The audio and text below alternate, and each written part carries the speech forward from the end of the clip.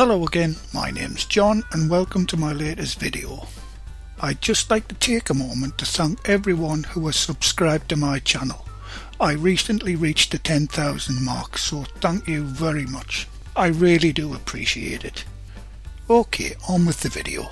This time I'll share with you how I make this wonderful classic British dessert called sticky toffee pudding and a wonderful cream sauce to go with it. All my customers used to adore this dessert and I think you will too. It's quite easy to make. Right, I'll quickly go through the ingredients on screen, but I'll also post a list in the information box below the video. And the first ingredient is 250 grams, that's 9 ounces of water. Second is 175 grams, that's 6 ounces of plain or all-purpose flour. Next is 60 grams, that's 2 ounces of softened butter, unsalted, followed by 2 large beaten eggs. Next is 175 grams, that's 6 ounces of granulated sugar, 1 teaspoon of my homemade vanilla extract, also 1 teaspoon of bicarbonate of soda, or you may know that as baking soda, and half a teaspoon of baking powder. And you'll also need 200 grams, that's 7 ounces of dates, and they'll have to be stoned and chopped into small pieces. For the sauce you'll need 300 ml, that's 11 ounces of double or whipping cream, followed by 2 tablespoons of black treacle. I use this brand. I think in the USA the equivalent would be Blackstrap Molasses. Next is 1 tablespoon of brown sugar, and the last ingredient is half a teaspoon of my homemade vanilla extract. I have a video on how I made this extract on my channel if you want to check it out. I'll put a link in the description box underneath the video. The first job in this recipe is to prepare the dates, starting with destoning and chopping them into approximately quarters.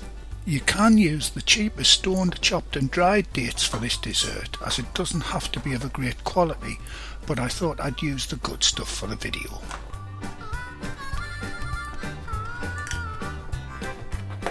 The recipe calls for 200 grams, that's 7 ounces of dates, but I can't weigh them off until I've removed all the stones. If you've never prepped dates before, it's just one cut down the middle of the date, pull the date open, and the stone comes out easily. They're a bit sticky to handle though.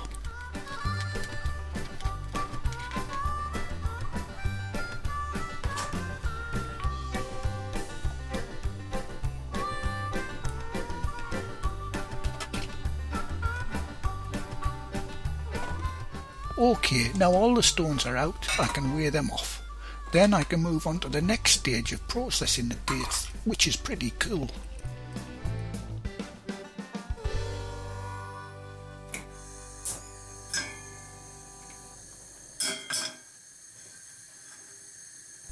Okay, I need a fairly deep saucepan for this stage. The pan I'm using is about 6 inches or 15 centimeters deep.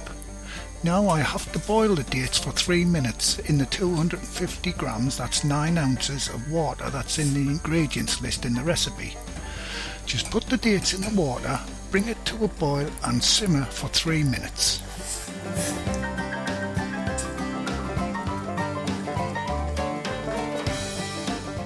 And now the cool part. After the 3 minutes, turn off the heat. If you're using an electric hob, move the pan off the hob and add the teaspoon of bicarbonate of soda or baking soda, and almost immediately the whole lot starts to fizz up almost to the top of the pan. That's why we need a deep one. Now whisk vigorously until it stops fizzing. Then transfer the dark rich sticky mix to a baking tray to cool while I get on with the next part of the recipe. And this is what puts the sticky in sticky toffee pudding. I use this method a lot in our commercial kitchens. It's a great way of cooling stuff down in a hurry, so by the time I prepare the rest of the dish, this will be cool enough to use.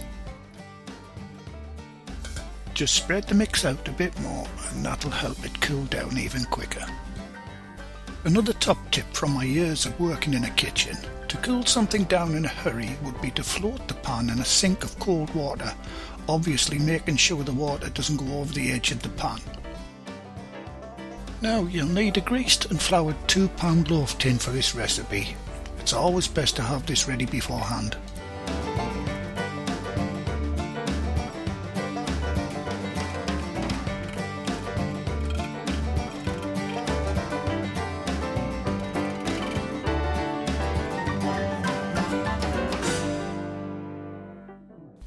Right, time to get the oven on, so it's getting up to temperature while I get started on the mix. Set the temperature to 160 Celsius, that's 320 Fahrenheit or gas mark 3. I'm using a large oven on my cooker which is fan assisted, so I'm setting mine a little less at 150 Celsius.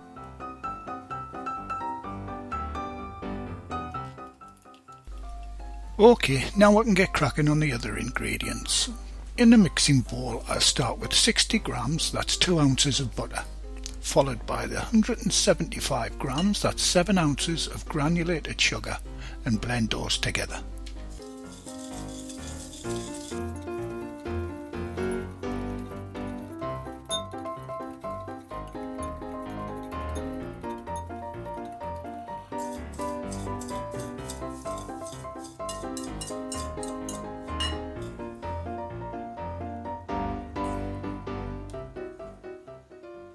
The next ingredients to add are the 2 beaten eggs and the 1 teaspoon of vanilla extract. Now I'll blend all those ingredients together until everything is nice and smooth.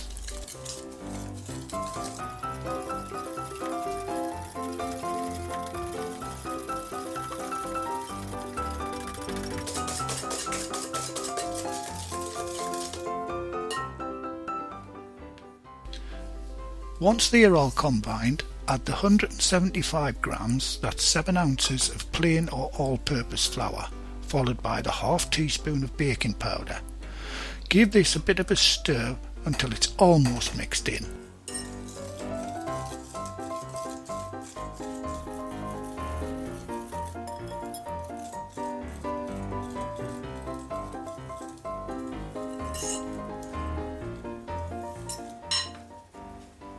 Right, it's time to add the dates, which are now still slightly warm but cool enough to add to the mix. Then I'll continue blending everything together. Don't over whisk this batter, just enough so that everything is amalgamated. You can use an electric mixer to do this part of the recipe, but don't have it on high speed. Personally, I prefer to hand mix it, mainly because I don't have to clean my mixer afterwards.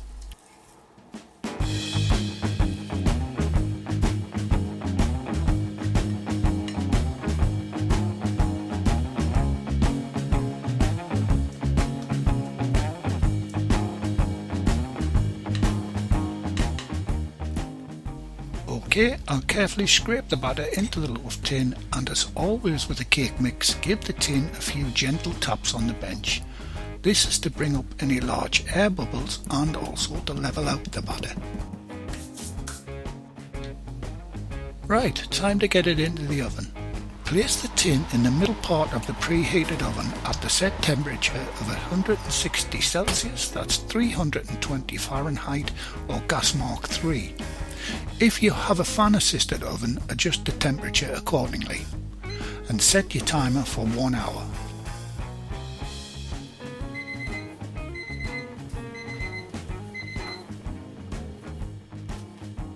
Once the time is up, check to see if the cake's done by inserting a wooden skewer or toothpick into the thickest part of the cake.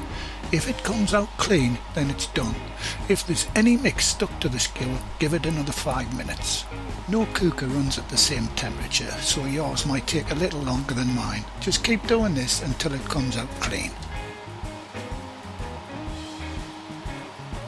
Right, I'll just let that sit on the rack for 10 minutes before attempting to remove it from the tin. While the cake is cooling for 10 minutes, it's time to start making the sauce, as this dessert is best served hot.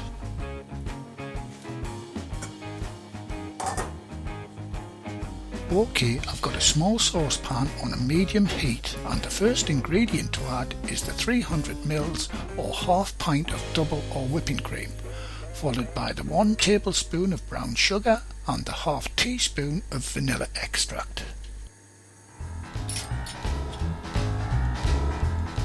Now mix those together and slowly bring up the heat before adding the 2 tablespoons of thick black treacle, as it will be much easier to dissolve once the cream is hot.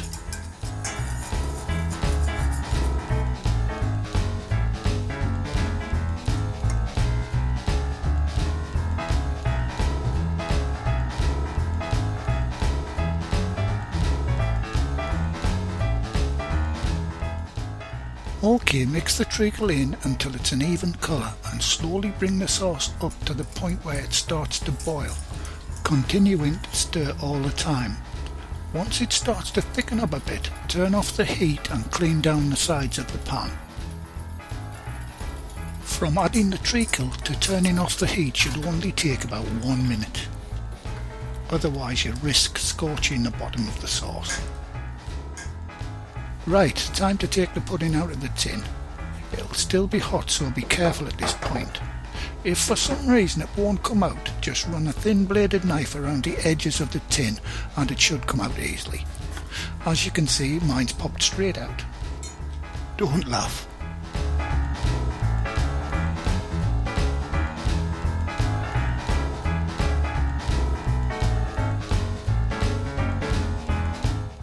Now, as always, it's time for the taste test.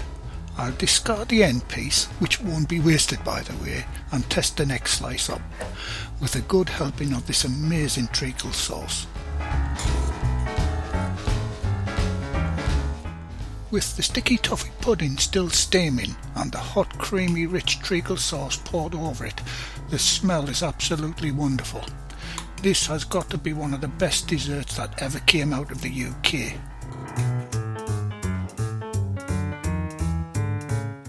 Okay, it has a soft, moist texture, sort of in between sponge cake and a steamed pudding, but not dense or heavy in the slightest. And the flavour is a rich, dark but sweet taste, and this cream sauce is the perfect accompaniment to it. Along with the hot pudding and sauce, you can also add a scoop of vanilla ice cream, or like I did in my opening and closing images, a dollop of my homemade toffee and vanilla ice cream.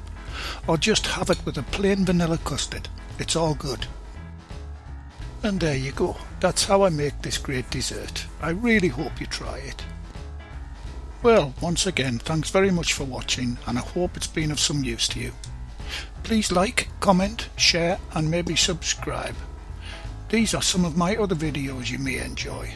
So until the next time, bye for now.